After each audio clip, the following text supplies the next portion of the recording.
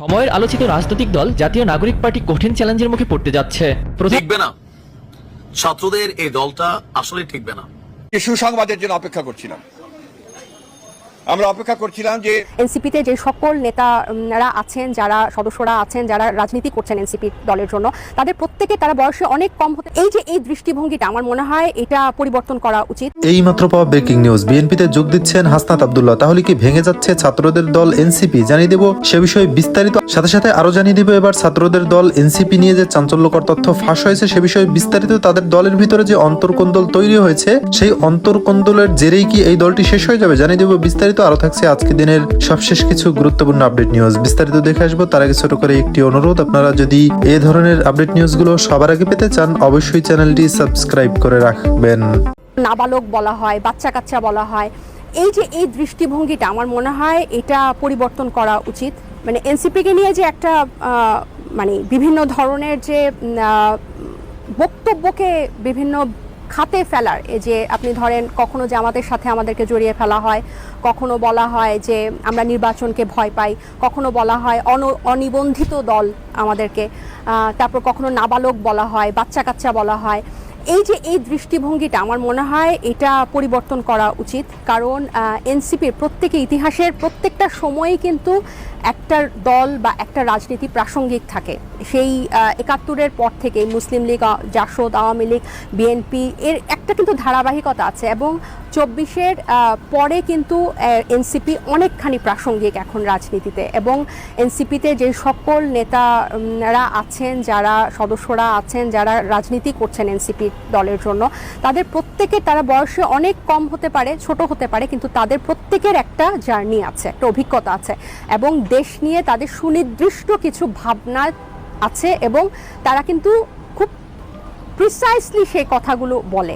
কিন্তু আপনারা যখন, আমি মিডিয়াকেও বলবো এবং অন্যান্য রাজনৈতিক সহকর্মীদেরকেও বলবো, আপনারা রাজনৈতিকভাবে মোকাবেলা করেন। আপনারা যখন কটাক্ষ করে, হেয় প্রতিপন্ন করে যখন রাজনৈতিকভাবে মোকাবেলা করেন, ডিমোরালাইজ করার চেষ্টা করেন, সেটা খুবই দুঃখজনক হয়। এসএমসি উৎসালাই এলো আরো উন্নত নতুন প্যাকে, জীবন বাঁচায়, জীবনকে এগিয়ে নিয়ে যায়। কারণ ২০২৪-এর জুলাইয়ের পর, গণঅভ্যুত্থানের পর এনসিপির জন্ম হয়েছে, এবং এখন রাজনীতির ময়দানে এনসিপি খুবই প্রাসঙ্গিক, এটা মানতেই হবে। জুলাই ঘোষণাপত্র কিন্তু সেই ৩১শে ডিসেম্বর, এটা কিন্তু শুধু কোনো একটা এনসিপি বা কোনো একটা একক রাজনৈতিক দলের কিন্তু এই চাওয়া না। এই জুলাই ঘোষণাপত্রটা গণঅভ্যুত্থানে অংশগ্রহণকারী প্রত্যেকটা, এই যে একটা ঐতিহাসিক নজিরবিহীন গণঅভ্যুত্থান হলো, এটা সবার একটা দাবি, এই জুলাই ঘোষণাপত্র এবং জুলাই সনদ সংস্কারের ভিত্তিতে যে জুলাই চার্টার বা সনদ যেটা তৈরি হবে। তাহলে এগুলো তো আপনি যদি ইতিহাসের দিকে তাকান, এগুলো বারবার কিন্তু ব্যর্থ হয়েছে কেন? সেই ৩ জোটের রূপরেখা, প্রথম তত্ত্বাবধায়ক সরকারের সেই ২৯টা টাস্ক ফোর্স, ২০০১ সালে 16টা টাস্ক, এগুলো কেন হয় নাই? রাজনীতিবিদদের সদিচ্ছার অভাবে। এবং এই দফা, এই এত শহীদ, এত আহত, এত পঙ্গু অন্ধের পরে কিন্তু এই দফা আমরা বলছি যে এটা কোনো অবস্থাতেই আমরা মেনে নিব না। কেন মেনে নিব না? কারণ এর আগেও কিন্তু যারা বলছে যে সংসদ, নির্বাচিত সংসদে গিয়ে এগুলো বাস্তবায়ন হবে, আমরা কিন্তু দেখেছি যারা এই যেসব রাজনৈতিক দল অঙ্গীকার করেছিল সেই ৯০-এর স্বৈরাচার আন্দোলনের পরে যে তারা সংসদে গিয়ে এটা বাস্তবায়ন করবে, তারা একটা সংস্কারও বাস্তবায়ন করে নাই। এটা তো পরিষ্কার জলজ্যান্ত। এরপরে তারা তত্ত্বাবধায়ক, মানে এই যে বাংলাদেশের সব রাজনৈতিক দুর্যোগগুলা হয় হচ্ছে ক্ষমতা হস্তান্তরের সময়, একটা সরকারি দলকে টেনে নামানো যায় না, এবং একটা ভোটের পরে বিরোধী দল পালায় যায়।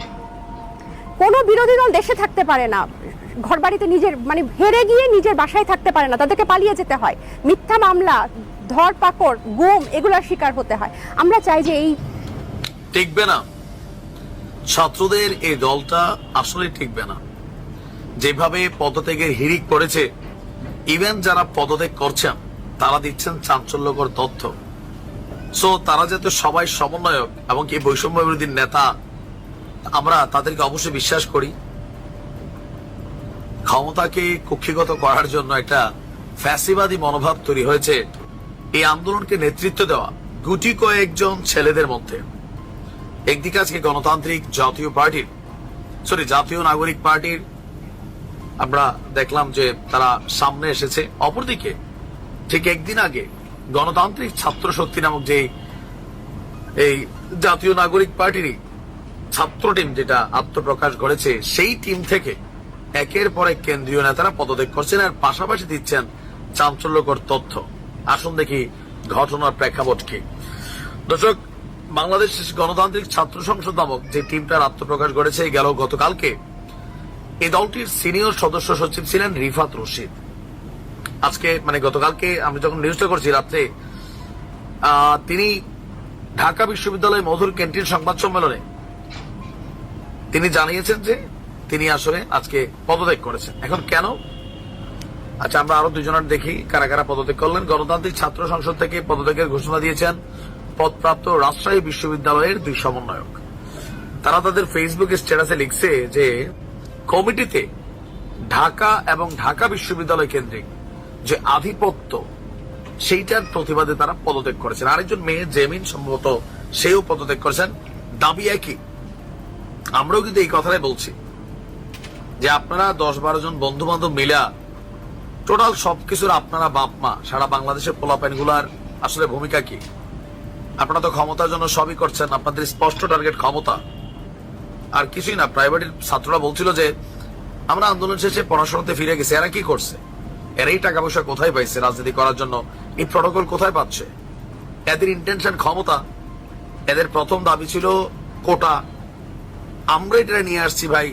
প্রাইভেটের বক্তব্য শুনছেন তো, আমার আগে ভিডিও শুনে নিবেন, অথবা কালের কণ্ঠে ছাত্রদের বিশাল একটা ক্ষুব্ধ প্রতিক্রিয়া জানিয়েছে কালের কণ্ঠ পত্রিকায়।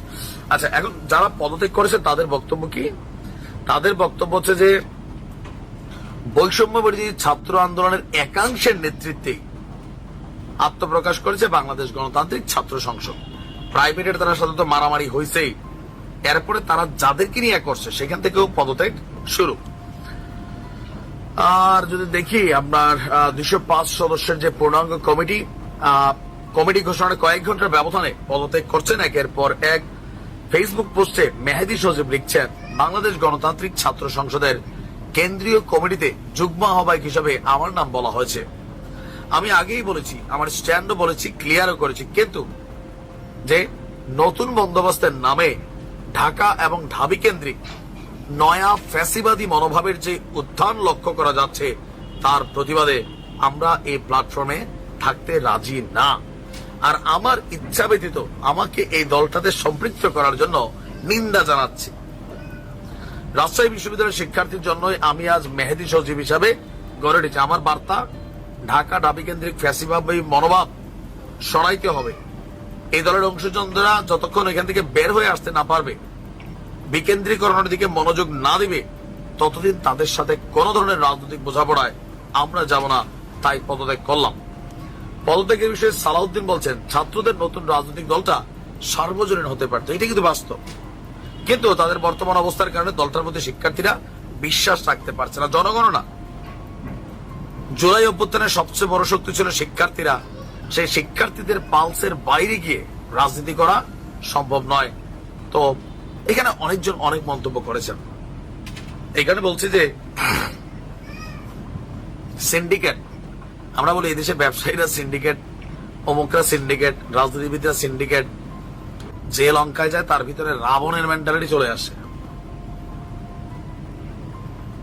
যে জামাতের কাজে ভর করে রাজনীতির মেটিকুলাস প্ল্যান হয়েছে, সে জামাতি এখন খবর নাই। বিএনপির অবস্থা। দেখতে পেলেন বিস্তারিত। এ সম্পর্কে আপনাদের মন্তব্য কমেন্টে লিখে পাঠাবেন। ভিডিও ভালো লাগলে চ্যানেলটি সাবস্ক্রাইব করতে ভুলবেন না। এবারের মতো এখানেই বিদায় নিচ্ছি। শীঘ্রই দেখা হবে নতুন কোনো ভিডিও নিয়ে। ততক্ষণ সকলে ভালো থাকুন, সুস্থ থাকুন। আসসালামু আলাইকুম রহমতুল্লাহি ওয়া বারাকাতুহু।